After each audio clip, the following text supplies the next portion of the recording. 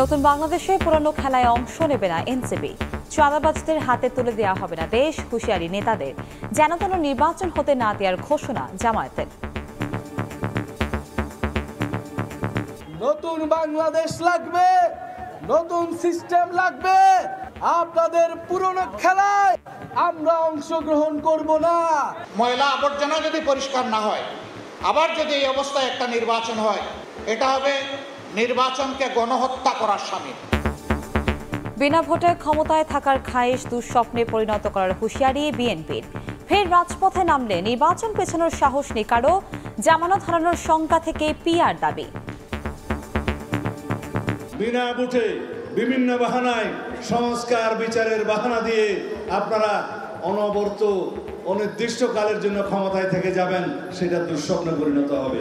জনগণ যদি প্রতারিত হয়, সেক্ষেত্রে বিএনপির কোনো নেতা কর্মী ঘরে বসে থাকবে না। নির্বাচন আটকানোর শক্তি কারো হাতে নাই যদি আমরা নাম। দেখছিলেন প্রধান শিরোনাম। রাত 11টার সময় সঙ্গে আছি আমি কনক আজাদ। এবার অন্যান্য শীর্ষ সংবাদ। আগস্টের প্রথম দিকে শেখ হাসিনা বিরুদ্ধে সাক্ষ্য গ্রহণ শুরু, জানালো প্রসিকিউশন। ট্রাইব্যুনালে দণ্ডিতরা অংশ নিতে পারবেন না নির্বাচনে, বললেন অ্যাটর্নি জেনারেল। আওয়ামী লীগ আমলে 15 বছরের সাংবাদিকতার ধরন নিয়ে তদন্ত হবে জাতিসংঘের তত্ত্বাবধানে, জানালেন প্রেস সচিব। গণমাধ্যমকে নিয়ন্ত্রণ মুক্ত করেছে অন্তর্বর্তী সরকার। ঢাকঢোল পিটিয়ে এডিস নিধনে ঢাকা দক্ষিণ সিটির অভিযান। কর্মকর্তারা চলে যেতেই মশক নিধন কার্যক্রমে ঢিলেভাব, লোক দেখানো তৎপরতার অভিযোগ স্থানীয়দের। আমদানি ও উৎপাদন কর তুলে নেওয়ার দাবি, সোমবারের মধ্যে পদক্ষেপ না নিলে তুলা খালাস না করার হুঁশিয়ারি ব্যবসায়ীদের। টেক্সটাইল খাত ধ্বংসে ভারতের ফাঁদে পা না দেওয়ার আহ্বান। পুরনো খেলায় অংশ নেবে না এনসিপি। বিচার সংস্কারের পরই হতে হবে নির্বাচন।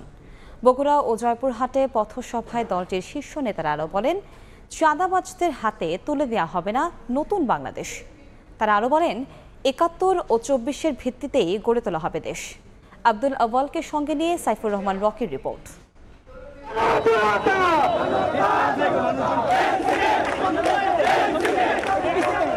দেশ গড়তে জুলাই পদযাত্রার পঞ্চম দিনে বগুড়া, জয়পুরহাট ও নওগাঁয় জাতীয় নাগরিক পার্টি রোদ বৃষ্টি উপেক্ষা করে তৃণমূলের সঙ্গে মেলবন্ধনে এগিয়ে চলেছেন দলটির শীর্ষ নেতারা।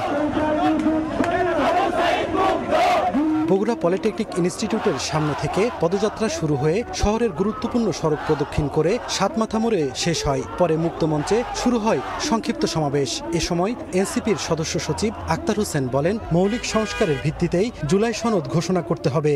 এই বাংলাদেশে মৌলিক সংস্কারের ভিত্তিতেই জুলাই সনদ হতে হবে। একই স্থানে দলটির আহ্বায়ক নাহিদ ইসলাম বলেন, নতুন বাংলাদেশ নতুন সিস্টেম নতুন আইনে চলবে, পুরনো খেলায় এনসিপি অংশ নেবে না। তিনি আরো বলেন, চাঁদাবাজ সন্ত্রাসের রাজনীতিতে জাতীয় নাগরিক পার্টি যাবে না। গণ অভ্যুত্থানের পরে আমরা বলেছি নতুন বাংলাদেশ লাগবে, নতুন সিস্টেম লাগবে, নতুন আইন কানুন লাগবে। আপনাদের পুরনো খেলায় আমরা অংশগ্রহণ করব না।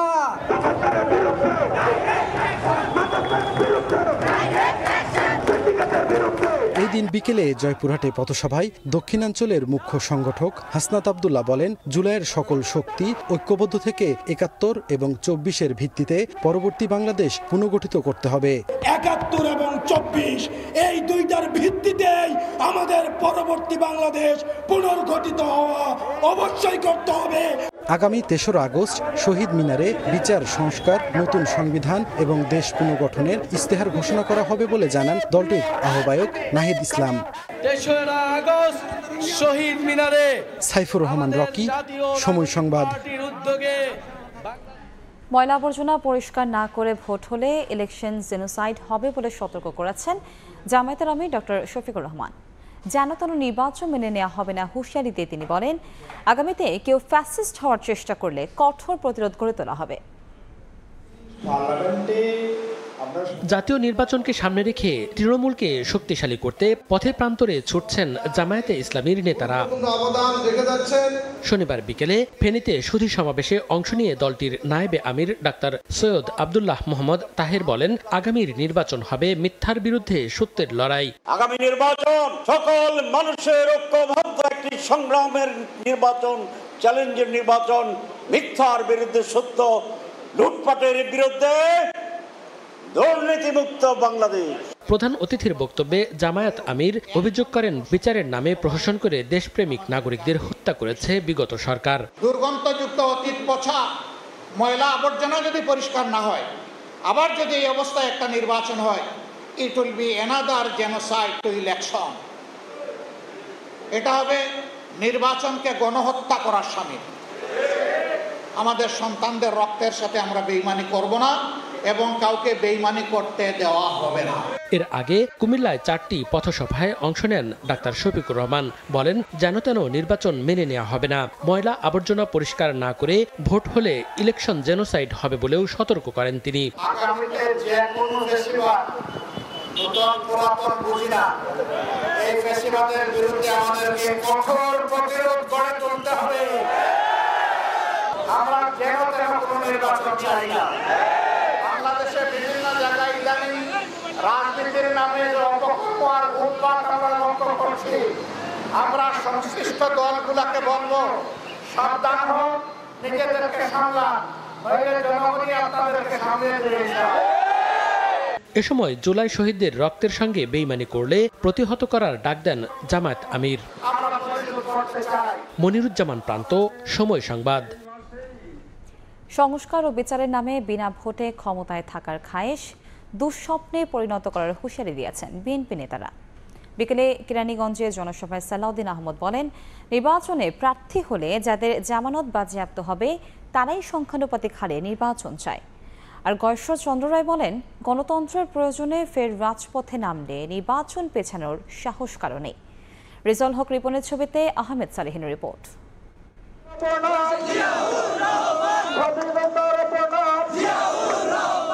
নির্বাচনের সময়সীমা নিয়ে সরকার ও রাজনৈতিক দলগুলোর সংখ্যা কেটেছে লন্ডন বৈঠকের পর। এবার সেই নির্বাচনের প্রস্তুতি হিসেবে ঢাকার অদূরে দক্ষিণ কেরানীগঞ্জে যথাসময়ে সংস্কার ও দ্রুত সময়ে নির্বাচনের দাবিতে সমাবেশ করেছে স্থানীয় বিএনপি। কর্মসূচি ঘিরে নেতাকর্মীদের উপস্থিতি চোখে পড়ার মতো। দুপুরের আগেই খণ্ড খণ্ড মিছিল নিয়ে চুনকুটিয়া বালিকা উচ্চ বিদ্যালয় মাঠে আসেন নেতাকর্মীরা।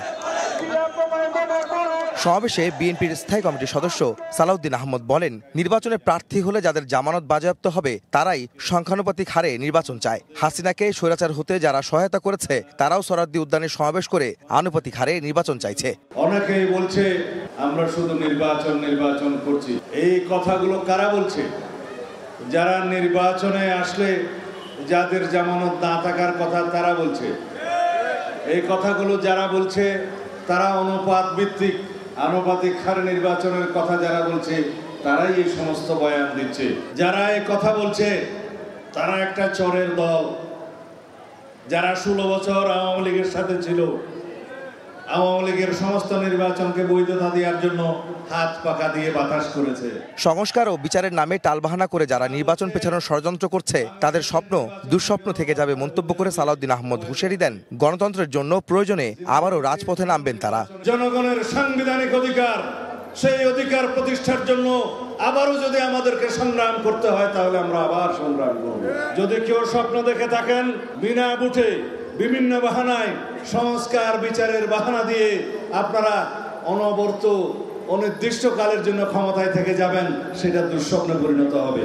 সমাবেশে প্রধান অতিথি ছিলেন বিএনপির স্থায়ী কমিটির সদস্য গয়েশ্বর চন্দ্র রায়। তিনি বলেন, বিএনপি সংস্কার চায়, কুসংস্কার নয়।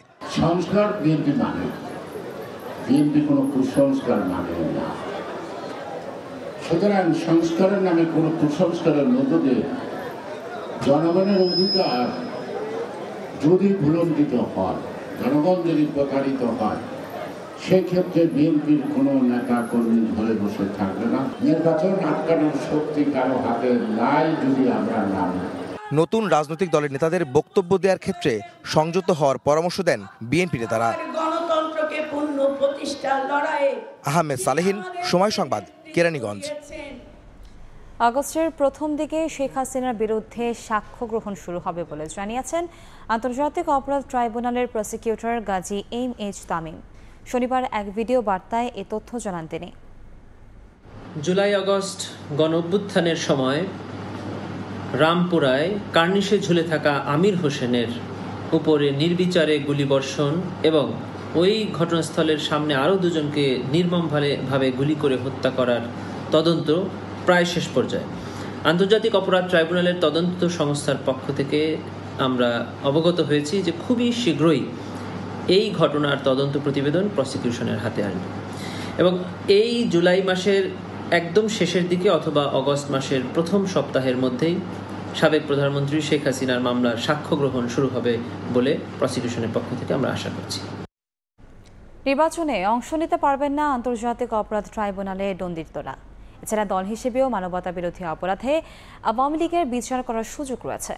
সকালে রাজধানীর এফডিসিতে এক বিতর্ক প্রতিযোগিতায় এ কথা বলেন অ্যাটর্নি জেনারেল মোহাম্মদ আসাদুজ্জামান। অপরাধ ট্রাইব্যুনালের দণ্ডিতরা আগামী নির্বাচনে অংশগ্রহণ করতে পারবে কি না?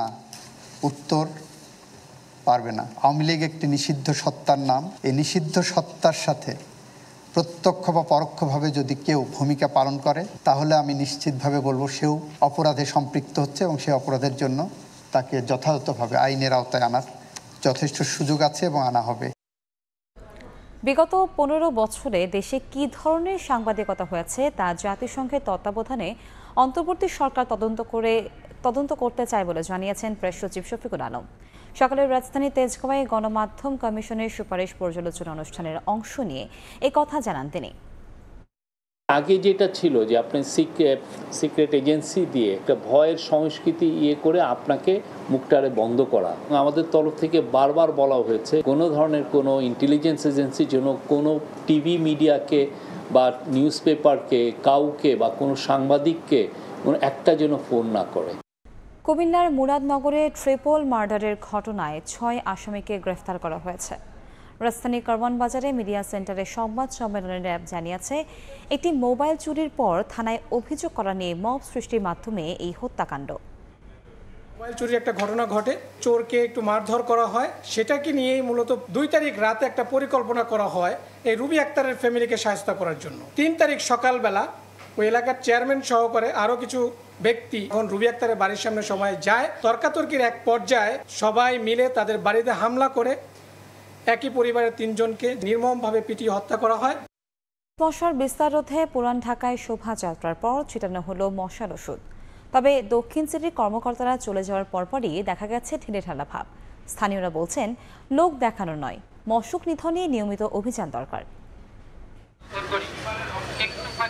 জনসচেতনতা বৃদ্ধি ও এডিসের প্রজনন স্থল ধ্বংসে পুরান ঢাকার লক্ষ্মীবাজারে এই অভিযান ঢাকা দক্ষিণ সিটি কর্পোরেশনের, যেটির আওতায় প্রায় 150 মানুষের শোভাযাত্রা হলো। রাস্তার ধারে ছিটানো হলো মশার ওষুধ। সব মিলিয়ে কর্মকাণ্ড চলল ঘণ্টাখানেক। অভিযানে অংশ নেন স্থানীয় সরকার মন্ত্রণালয়ের সচিব রেজাউল মাকসুদ জাহেদি ও দক্ষিণ সিটির প্রশাসক শাহজাহান মিয়া। এডিসের বংশবিস্তার রোধে এলাকা পরিচ্ছন্ন রাখার পাশাপাশি নির্মাণাধীন ভবনে পানি যাতে না জমে সে আহ্বান জানান তারা। মশক কর্মীরা যাতে যথাসময় উপস্থিত থেকে মশার ঔষধ বিতরণ করে সে বিষয়টা আমরা নিশ্চিত করার জন্য আমরা মনিটরিং টিমকে দায়িত্ব দিয়েছি।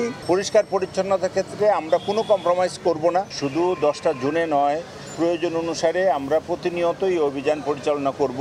অভিযানের সময় লক্ষ্মীবাজারে মশক নিধন কর্মীদের তোড়জোড় দেখা গেলেও কর্মকর্তারা চলে যাওয়ার পর কাজে ভাটা পড়ে, যেটিকে লোক দেখানো কাজ বলছেন স্থানীয় বাসিন্দাদের কেউ কেউ। আজকে ভিক্টোরিয়াকে আইসা যেভাবে পরিষ্কার দেখলাম, এই পরিষ্কারটা মনে হয় 2-4 বছরের মধ্যেও আমি দেখি নাই। সচিব মহোদয় আসার দরকার নাই, যার কাজটা সে যদি সুপারভিশন করে তাহলে তো এই অবস্থাটা থেকে অনেক উন্নতি হবে। ডেঙ্গু প্রতিরোধে সরকারের পাশাপাশি জনগণকেও সচেতন হওয়ার আহ্বান ডিএসসিসির কর্মকর্তাদের।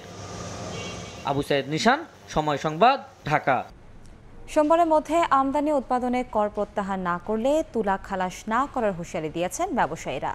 টেক্সটাইল শিল্প ধ্বংসে ভারতের পরিকল্পনার ফাঁদে পা না দেওয়ার আহ্বান তাদের। রফতানি পণ্যের কাঁচামাল ঘোষণা দিয়ে সুতা আমদানি করলে সরকারকে দিতে হয় না কোনো শুল্ক, কিন্তু দেশীয় উদ্যোক্তা সুতার কাঁচামাল তুলা আমদানি করলেই দিতে হবে আগাম 2% আয়কর। এছাড়া অভ্যন্তরীণভাবে সুতা উৎপাদনেও প্রতি কেজিতে গুনতে হবে 5 টাকা। সরকারের রাজস্ব বিভাগের টেক্সটাইল খাত নিয়ে এমন শিল্প বিরোধী করনীতির কারণে এ খাতের শাটডাউনের বিকল্প কোনো পথ নেই বলে মনে করেন ব্যবসায়ীরা। শনিবার রাজধানীর এক অভিজাত ক্লাবে আয়োজিত সংবাদ সম্মেলনে সংকটাপন্ন স্পিনিং খাতের বিশদ অবস্থা তুলে ধরেন তারা। আপনি যে আমাকে অ্যাডভান্স ইনকাম ট্যাক্স নিচ্ছেন, আপনার এটা অ্যাডজাস্টমেন্ট করার আপনার কি সেই মেকানিজম আছে? সোমবারের মধ্যে এইটা প্রত্যাহার করেন, না হলে দেখবেন যে চিটাগং পোর্টে তুলা স্তূপ হয়ে যাবে। ব্যবসায়ীদের অভিযোগ, গত 5 বছর ধরে দেশের স্পিনিং শিল্প ধ্বংসের চেষ্টা করছে প্রতিযোগী দেশ ভারত। সরকার ভারতকে না দেশে উদ্যোক্তাদের সহায়তা করতে চায় তা নিয়ে প্রশ্ন তুলে তারা বলেন, সুদিন ফেরাতে না পারলে দেশে সুতা শিল্প বন্ধ হতে 2 মাস লাগলেও গার্মেন্টস শিল্প বন্ধ হতে সময় লাগবে মাত্র 1 বছর। এই দেশে যদি সুতা এবং কাপড়ের কলকারখানা বন্ধ হয়, এদেশে গার্মেন্ট শিল্প বন্ধ হবে, আমি বলে দিলাম 1 বছর সময় লাগবে। আমরা সরকারের শত্রু না, আমরা মিত্র। আমরা যদি 2টা পয়সা লাভ হয়, আমি সরকারকে দিতে আমার অসুবিধাটা কোথায়? প্রাক বাজেটে নানা বিষয়ে আলোচনা হলেও বাজেটে এর কোনো ইতিবাচক প্রভাব পড়ে না বলেও অভিযোগ করেন ব্যবসায়ীরা। কাজল আব্দুল্লাহ, সময় সংবাদ, ঢাকা। যুক্তরাষ্ট্রের টেক্সাসে ভয়াবহ বন্যায় প্রাণহানি বেড়ে দাঁড়িয়েছে 24 জনে। গ্রীষ্মকালীন ক্যাম্পে থাকা অন্তত 25 শিশু নিখোঁজ হয়েছে। অঙ্গরাজ্যের কার্ভিল শহরে জারি করা হয়েছে জরুরি অবস্থা। বন্যা পূর্বাভাস না থাকায় আগে থেকে কোনো সতর্কতা জারি করতে পারেনি স্থানীয় কর্তৃপক্ষ। তারা জানায়, মাত্র 45 মিনিটে 26 ফুট পানি বেড়ে যায়।